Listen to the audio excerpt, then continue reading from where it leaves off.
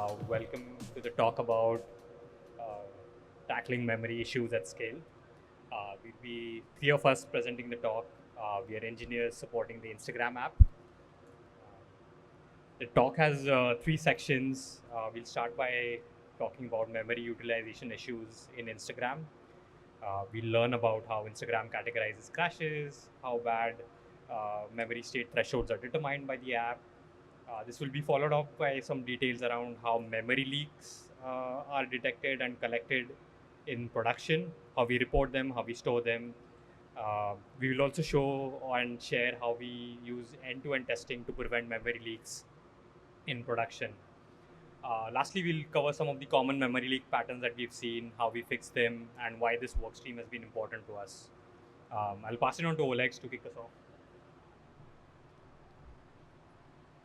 All right. Hi, everyone. Do you hear me? Oh, great. I'm Oleg. I'm a software engineer on Instagram app reliability improvement team. And the next 10-15 minutes, I'm going to share some internals of how Instagram works under the hood and how we deal with memory utilization issues at scale. Before I go too deep, let me start first with a kind of philosophical questions. Are app deaths bad? Well, are out of memory crashes bad? Well, in ideal world, the answer is kind of obvious. We really want our apps to stay alive forever and avoid any kind of bugs, inconsistency issue, and so on. In reality, as with many things in our lives, there are many nuances.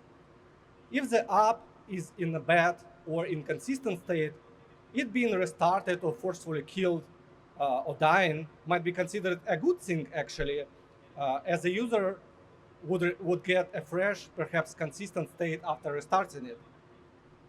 From another perspective, a timing of a crash or app termination is very important as well. For instance, if I wasn't like capturing video in Instagram and hit publish button, and then Instagram tried to allocate 100 megabytes of memory utilization crossed some threshold for Java heap usage, and then app crashed due to out of memory crash, it's kind of bad. I lost my state of my app, maybe my recording. It's very frustrating experience. On the other hand, if I used Instagram, then switched to another app, then Android low memory killer daemon, for example, decided to kill backgrounded apps to free some memory, and it killed Instagram.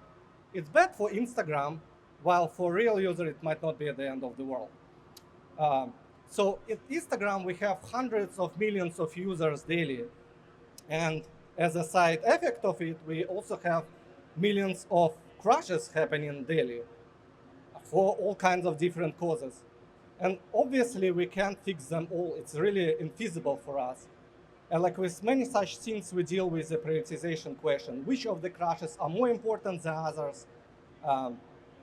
And to answer this question, our engineers, together with data scientists, developed quite a framework that I'm about to share.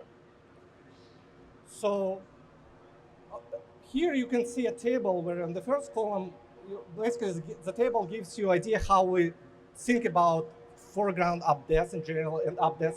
Like we split them by foreground status. And as we already discussed, perhaps foreground updates are more important than background updates. In addition to that, which foreground updates are more important? Can we categorize them further? To answer this, we further split all foreground updates by their prevalence. For example, if certain issues are common or not. For example, if certain crash affects 30% of users, it's perhaps more important than a crash that affects like 100 users. In addition to that, we consider additional factors such as crash rate. It meaning that roughly it's an average number of specific app crashes each user experience per day per cause. And rebound time. Rebound time is a metric that measures average time between a crash and a moment user reopening the app. An example of long rebound time might be like, for example, 1 hour, meaning that app crashed and then only after an hour user reopened the app. And it usually means that the crash perhaps wasn't really important for user. Now, with all these criteria, we can apply them to different foreground app crash categories, what you can see at the bottom of the slide. For example, low memory kills, updates, or as we call them, LMKs, are relatively common in our experience, but they are sporadic. Uh, they don't very specific like sequence of user actions leading to them, and they often happen when app is backgrounded. Whereas for Java out-of-memory crashes, in our situation, they're quite rare. They usually foreground, but they also usually sporadic. If we have huge rooms like affecting many users with huge crash rate, meaning most likely it's like kind of firefighting mode anyways, fixing them as soon as possible. But in general, are quite rare. And in comparison, we have application not responsive errors that are very common, but they have low crash rate. They often happen when app is foregrounded, and they have small rebound rate. Using this framework, we can conclude that actually memory issues are not important at all, because like low memory killer updates they occur when app is backgrounded, and are rare. However, while all these points I've shared are true, focusing only on extremes such as and is an extreme use case when you cross some threshold, can often lead to missed opportunities. And let me share how we arrived at this. So, as we probably heard, like in Instagram, we collect a lot of data, and some of the data is like memory telemetry. And what we do, we have a memory timeline, and roughly you can think of it like every X seconds, we collect Java heap usage, native memory usage, address space usage, and all other kinds of memory utilization telemetry. And we assign it to a session. So when you have many such sessions with the memory timeline information collected, you can create a table that you can see at the bottom of the slide. And for each session, you can roughly tag it as a good session or bad session. And good session might be a session that didn't result in like app death that was considered bad for a user. And good session that didn't. So when you have a table like this, when you can assign different characteristics to each session and different features, there are statistical model available that can help you find a correlation between data points and likelihood of a user experienced bad or good session. And that's basically what we did. And the result of it was quite eye-opening. We discovered that there exists, like what you can see on this plot, what we call like critical points of memory utilization, after which app likelihood of being experiencing like app death starts growing exponentially. And even before Android system notifies us about them. Leveraging these data points, we call them memory red thresholds. And app being, after memory utilization exceeding the threshold, meaning the app now being in what we call memory red zone. And we divided all these use cases into 3 measure groups. We determine memory red thresholds for Java heap usage, for system memory usage, and for address space usage. So a natural consequence of this discovery was a hypothesis that we had that reducing the likelihood of the app crossing this boundary or the time it being in the memory red zone would eventually result in fewer crashes and better user experience. And all of that turned out to be true, actually. And you might be wondering why, like, as there is no like very strict defined by Android threshold for memory red threshold, it's our own things. Why being in memory red state is bad? So there is no simple and universal answer to this. But how I think about it, we must remember that all our apps that we write and user run, they don't exist and run in vacuum. They run in an ecosystem together with other apps and together with the operating system. And they form a complex ecosystem with constrained or limited shared resources. And many components run simultaneously. So elevated memory usage or memory churn, for example, when you allocate, delocate memory very fast and so on, increase the likelihood of issues like increased garbage collector runs, or garbage collector switching to more aggressive modes, and garbage collectors are not free.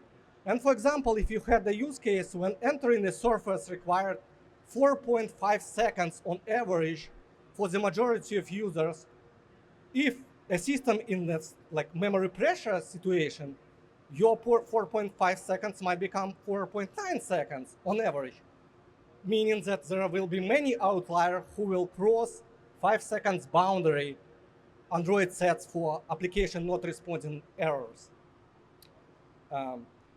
So returning to our memory rate topic, like how we use all the signals as we define those thresholds.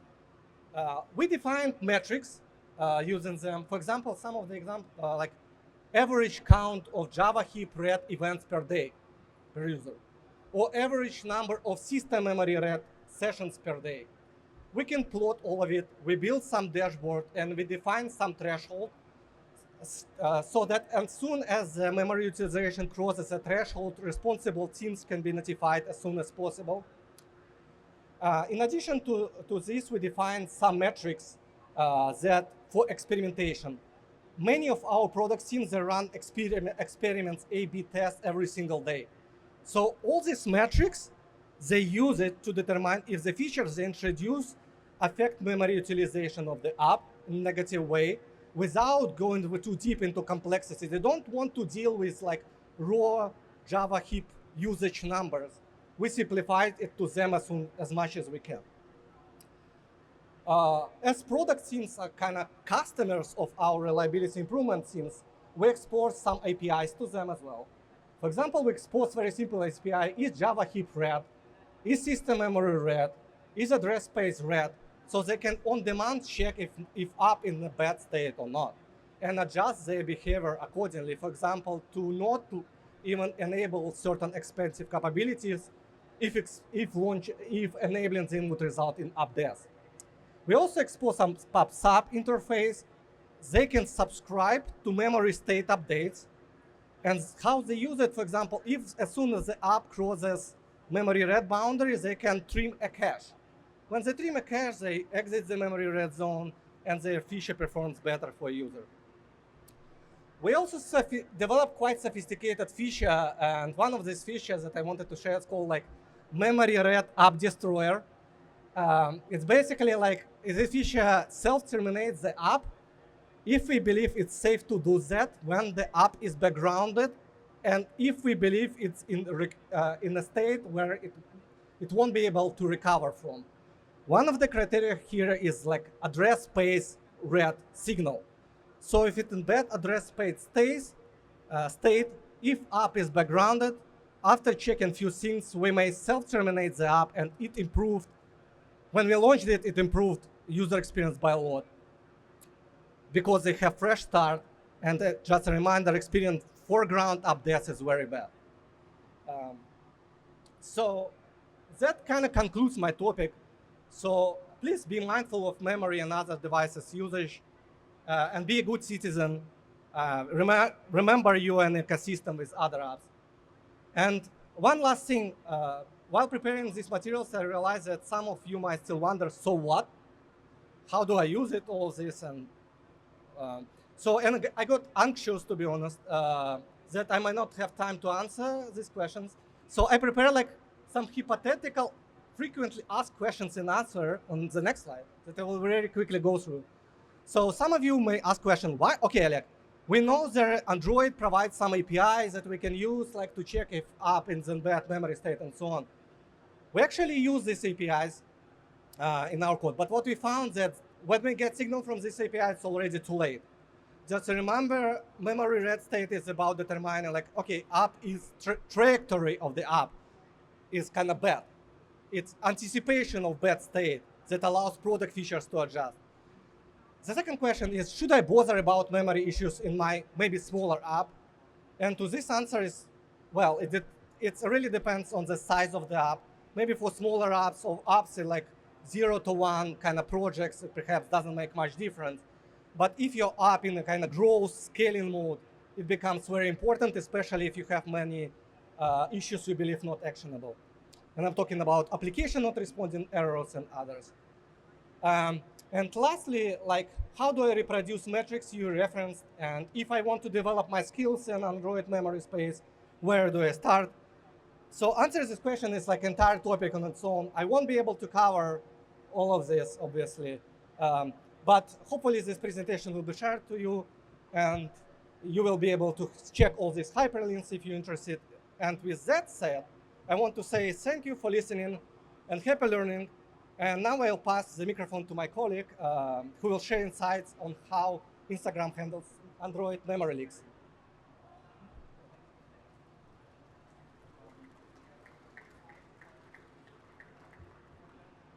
Thanks, Oleg, for sharing your solution for dealing with memory utilization issues.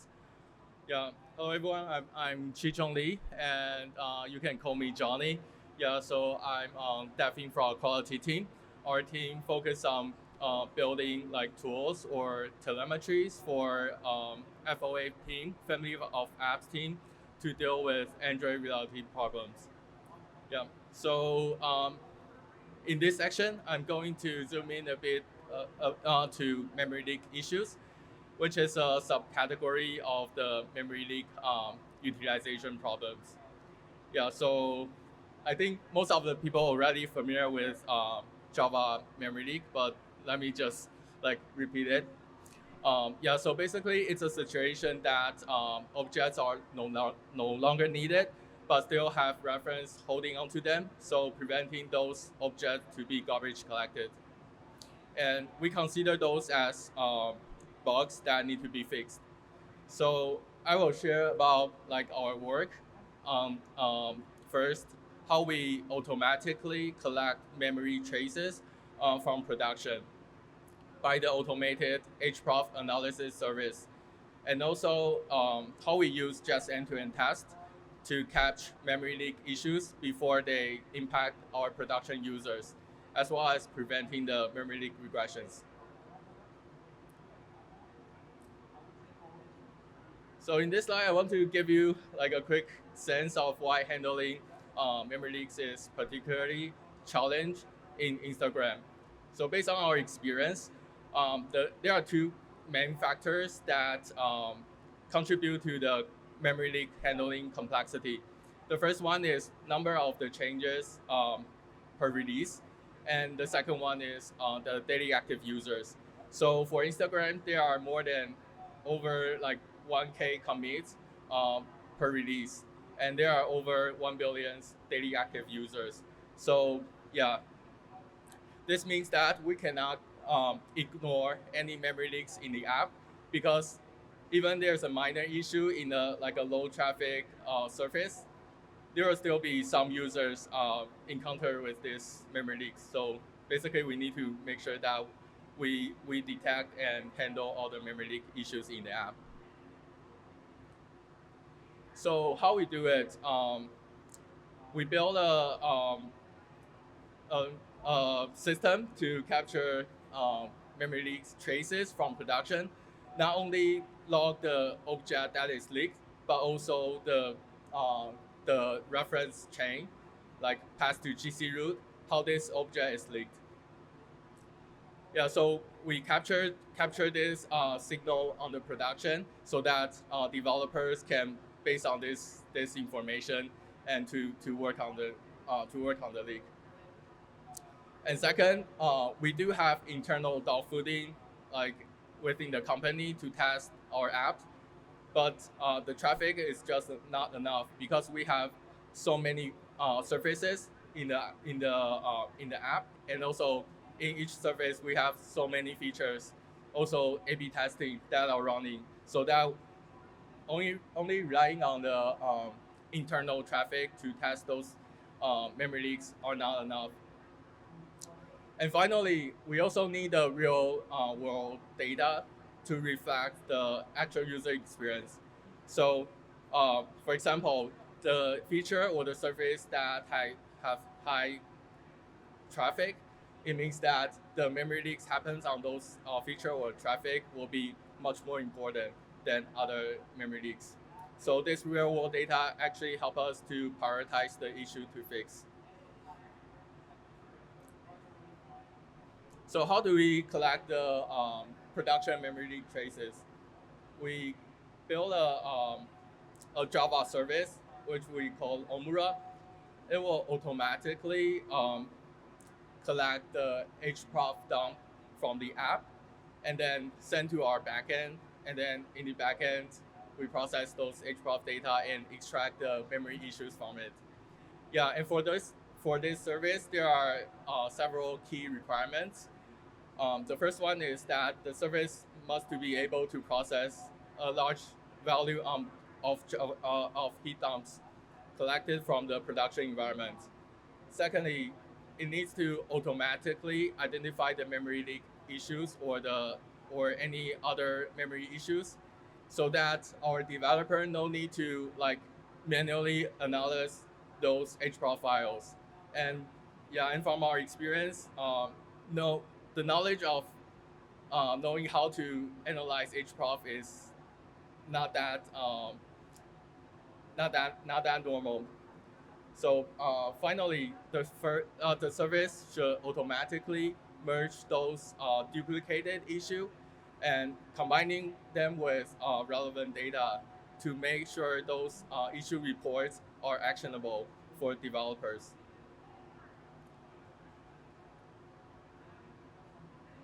So this is the end-to-end flow of the Omura service. It starts from app. So the app, whenever something happens, the app will start to dump the Java heap and then upload the HProf file to our backend server. And our backend server process those files and identify leaks or large object issues, and then generate report for each root cause. And then finally, we will create tasks for those root cause and assign to the relevant POC to work on it. So let's dive into each step. For the first step, there are several aspects that we care about. First, what's the trigger to trigger heap dump? We want to collect the Java heap dump to get the most valuable information out of them. So in our practice, we collect heap dump when an out of memory errors happens. Yeah, this scenario basically means that the system is in a very bad state, and usually we can find like interesting things from those Java heap dump. And secondly, we also collect heap dump from when a memory leak is detected in the app, so that we will be able to get the leak trace for the further investigation.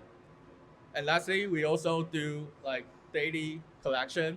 Even nothing happens, we will still like upload the heap dump in a very low sample rate to make sure that we don't miss any issues. The next one is about the user privacy protection. Yeah, how we can protect users' privacy when we upload the HProf. So actually, in the app, after the Java heap dump is created, we will do the sanitization. So basically, wiping out all the primitive fields in the HProf, so that we can make sure no user data will be uploaded to our backend service. Third, collecting those Java heap dumps is not free. It comes with performance overhead. So how we can minimize the negative impact? First, we only dump the Java heap when the app is in background. So yeah, just like Oleg mentioned, yeah, we probably like doing this heavy thing in the background would be like less sensitive. And also, we cap the capture times, so we only dump the Java heap once per day. And the next topic is how we can increase the upload success rate, because the Java heap file is not that small. So first, we actually compress the HProf file. Thanks to the sanitization, actually most of the fields value are 0. So after the compression, it can make the HProf file much more smaller. And we also apply the progressive uploading. So we can resume the uploading when it fails. Yeah. And finally, in this stage, we also do symbolication. So we restore all the class name in the href, so that in the downstream data processing, we don't need to care about the modification issue. Next one is analyze the href and to identify memory issues. So as we said, it's a Java service which runs the Eclipse memory analyzer library. And basically, in this step, we identify two types of issue. First one is the memory leaks, and the second one is the large object. So to identify memory leaks, actually on the client side, we will wrap the targeted object, which we expect to be garbage collected with a weak reference, and then we check whether this weak reference, the object in this weak reference is still in the Java heap. If yes, then it's a leak. We also do a sanity check. When we wrap the object with weak reference, we also create another canary object which has no strong reference to it. And we also wrap with weak reference. So we can make sure that whenever the canary object is gone, but the target object is still in the Java heap, then it's definitely a memory leak. Also, we use the path to GC root query in the MAT library to get the path to GC root. And there could be like multiple path to GC root returns from this this function call. So actually, we also do the path to GC root sorting to make sure that we focus on the most critical and actionable path to GC root. We prioritize the path which contains the meta-owned classes, and also we prioritize the shortest path. In terms of large objects, we check two types of objects: single large objects, and also many small objects in the same class. We define the large by the retain size. So whenever the retain size of those objects like exceed the threshold, then we will report it as an issue. The third step is to generate report for each root cause. So in every memory, for any memory issue instance, we generate a trace, and in this trace we have few data, include like path to GC root, and also the file path of those classes in the path to GC root, and also we found like showing the last commit of each file is very useful for investigate the root cause. And then we aggregate the issue instances by issue identifier. This identifier is calculated by the path to GC root.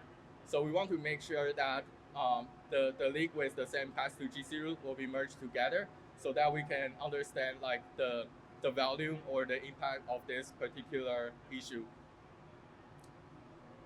And we found that it's really important to make sure that we are not under aggregating those issues, because like the different GC root might change the issue identifier hash calculation, even they are like the same root cause. So we apply a logical roots concept to exclude those irrelevant class from the path to GC root calculation.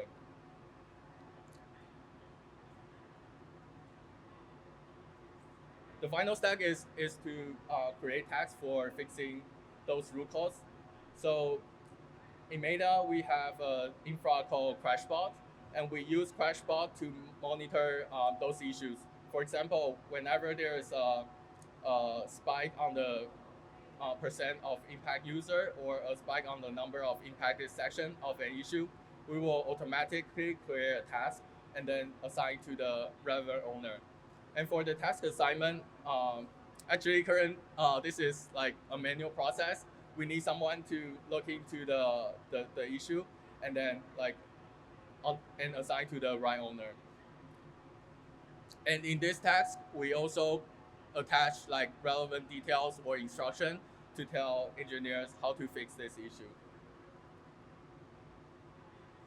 So after we detect the issue and then we fix the issue, the second problem is that we face that, oh, the issue regression happens again, and especially on the main activity, which is the central activity in the app, it always leaks.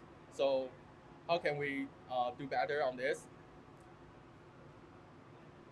So actually, we introduced a end-to-end test API to detect memory leaks. So why we want to use end-to-end API in end-to-end test instead of other like UI tests or unit tests? It is because end-to-end tests are widely adopted by our product teams. Every product teams build end-to-end tests to check whether their product works correctly in terms of the functional correctness. So for example, this is a very simple task, like open the IG feed and then scroll to a video, scroll to a story to make sure that the story is rendered correctly. And we can easily turn this functional correctness test into a memory leak test. So what we need to do is that we just need to add 2 steps. Basically, after the story shows on the screen, we access the feed, and then make sure the activity destroy is called, and then we call this to have no leak objects API. Basically, this API will go to check the rig reference and see like whether this activity is still in the Java heap or not. If this activity object is still in the Java heap, then we will also trigger the same Omura process, upload the HProf, and then do the following analysis.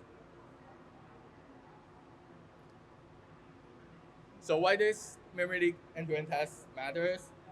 First, it speeds up the detection and also the resolution. So now we can move the detection time from alpha beta channel to the trunk. So whenever a diff is landed, we are able to detect it and revert it. And second, it provides the end-to-end test provide a clear report steps for the developer to understand how this memory leak happens. And also after developer has a fix, they just need to rerun the test to verify their fix. And third, it provides a clear ownership of the issue. Previously, when we log the memory leak production, we need someone to triage and to assign the task. But now, with the end-to-end test, we can just assign the task to the task owner. Yeah, so this is like the overview of the end-to-end flow. When the problematic change merged to trunk, the end-to-end test will fail, and then it will also kick off bisecting. So for most of the time, bisecting will just revert the problematic diff. If not, then a test will be created and assigned to the test owner. Cool. Yeah, so next we will talk about how we fix memory leak in action. Thanks, Johnny. Yeah, this section is more about like once we have collected the data, how do we actually go about fixing it, and why is it actually important for us to fix it? So on Instagram, we've seen like a direct correlation with memory leaks and out of memory exceptions, which are just like app deaths. It also causes a lot of main thread pressure, and that can lead to application not responding, frame drops, janky UI, and like UI not being responsive. We've also seen the exceptions of transaction too large being caused because of this, because we are trying to save and restore instances of older activity instances. On Instagram, around 44,000 users experience an out-of-memory crash every day for us.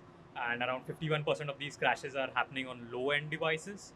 So usually this cohort represents developing country, and this cohort is extremely important for the growth of our app. So like Johnny mentioned, I think we collect a lot of this information around the leaks. Uh, we use this to plot data sets and graphs and build dashboards. And we usually split them across different versions and different populations. Um, and with this information, we can say like if a beta version has an increase in memory leaks. So this usually is a precursor where like the production version would have an increase in out of memory exceptions. Um, so this is a signal for us to go and investigate like the objects that are being leaked and actually fix this memory leaks issues so that it doesn't hit production users. So I wanted to share like some of the common memory leak patterns that we've seen within our app. One of the most common cases of causing memory leaks is through listeners and callbacks. Uh, so there's a common pattern where we could be registering a listener but not unregistering it or registering incorrectly. So unregistering it on different life cycle callbacks that can lead into memory leaks. The other example is around passing like wrong references into classes. So, for example, if you pass an activity reference to an helper class, and the helper stores a strong reference to the context, the activity leaked because the helper class has a different life cycle scope compared to the activity. So this prevents the activity instance from being garbage collected whenever the activity is destroyed. Similarly, we've seen where views or UI objects are stored in singleton classes for the purpose of either telemetry or instrumentation. If these views are not cleaned up correctly or unregistered correctly, this can leak the activity that the views reference. Another common pattern is around like async tasks, callable futures, coroutines. If you have a long-running task and the activity is destroyed while the task is going on, uh, the async task or the future can leak the instance of the activity if they are not closed or destroyed correctly. So wanted to share like an example of what an out of memory exception stack trace looks like. So if you've debugged this before, you usually see something like this where the app tells you that it failed to allocate a necessary set of bytes under certain operations. So for this example, we see that when we're trying to decode an image, the app did not successfully allocate the memory it required. So usually this is not an issue with the image decoding step. If you look at the code, you'll see that the image decoding is working as expected. But this crash is probably caused by some other component holding onto a memory incorrectly somewhere else in the app. And you'll see like all these out of memory exception crashes are varied with like different stack traces and different call sites. So it gets like very hard to debug these issues because the actual root cause of the problem probably originated a lot earlier in the user session to the one then that is shown by the stack traces. So by the time the app runs out of memory, it's already too late. We want to prevent the inefficiencies that happened earlier in the user sessions. Um, so how do we go about like fixing these issues, right? Similar to what Johnny said, like we get an information about the path to GC, which looks like something in the on the top right.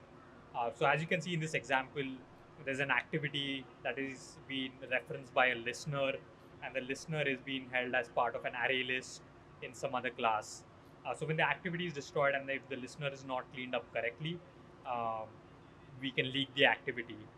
So the idea here is like from this information, we want to see the chain or the sequence of references that are being held and identify the component that is incorrectly holding onto the reference of the leak object. Once we identify this component, then we need to correctly dereference it. And some of the common patterns would be like in this case, we can unregister the listener when the activity is destroyed, for example. We can nullify references on activity callbacks like on destroy so that the link is broken. Common practice is also to hold weak references for of activities when they're passed to non-lifecycle aware classes. So in the previous slide, we looked at an example of an helper.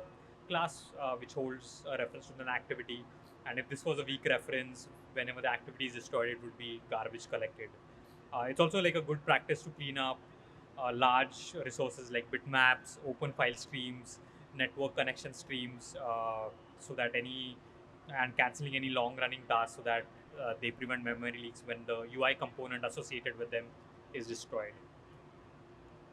Um, Apart from like memory leaks, we also can cause ooms by allocating large amount of memory unnecessarily. And one of the classic examples of this is using bitmaps. This is like a common use case in all of our apps where we fetch images from a CDN, render it in an image view. However, if like the image size that is request from the server is a lot larger than the image view in the app, we need to resize it. So the takeaway here is that like make sure the requested image size is very similar to the image size that you want to render. This makes sure that you're streaming less bytes and also not incurring the cost of resizing the image. We have seen evidence that like using the right bitmap sizes improves the low memory kill events from the Android OS. And also, if you have like cases where strings or lists uh, could grow indefinitely, and that can cause the exhaustion of the heap memory and leading to an OOP. So again, like just best practices would be used to like streaming APIs, fetching minimum amount of data that is required to render the UI, and fetching this like lazily as users are entering these surfaces. Lastly, like why is this work important to us, right? Like, and the obvious cases, like yeah, it reduces crashes, it reduces ANRs, and this improves user engagement because users continue to use the app for a longer time and hopefully return to it regularly.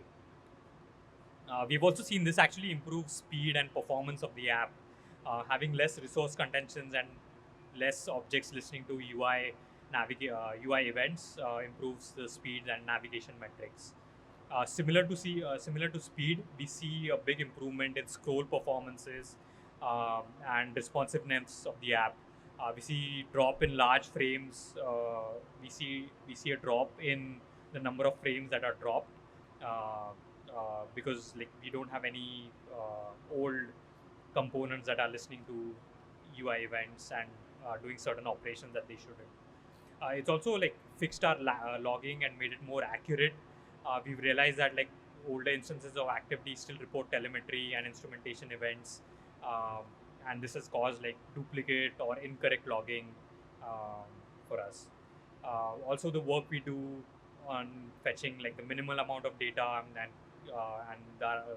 the work around data utilization has helped with like battery utilizations and the network data utilizations. This is especially important in like developing markets where the data has a cost to the user. Yeah, that's it from us. I really appreciate your time. And take any questions. Thank you.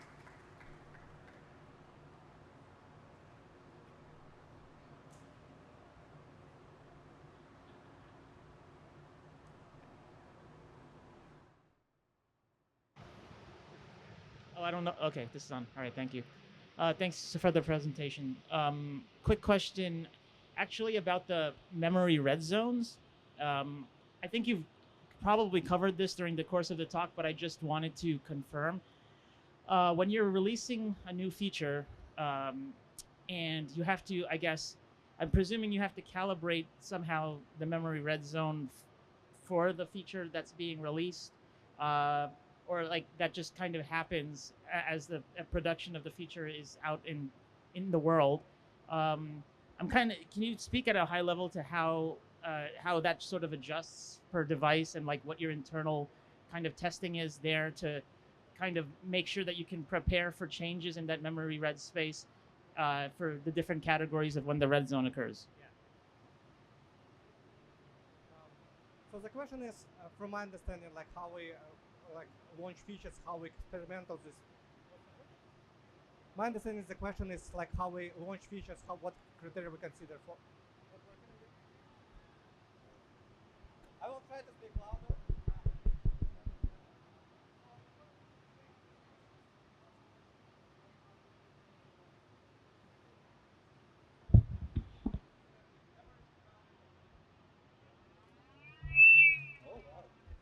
we define the metrics such as average count of memory read events per user per day, for example. And we have some telemetry in place. So when we launch an experiment, for example, A/B test, we have 50% of users with the feature, 50% of users without the feature. So the only difference between these two populations is one population has a feature, another don't. And when we have a lot of data, we can compare the mean values of average counts. Basically, that's how the metric is defined, and use some statistical methods to determine if there is statistically significant difference in these metrics comparing test and control groups.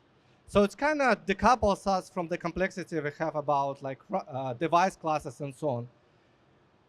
I didn't have time to mention another important caveat. Sometimes features increase engagement. Sometimes new features increase times users spent in the app. So for these scenarios, we need to be extra careful because what we found is that, think of it about, if users spend more time in the app, over time they will collect more leaks, meaning that the likelihood of the app entering memory red zone will increase.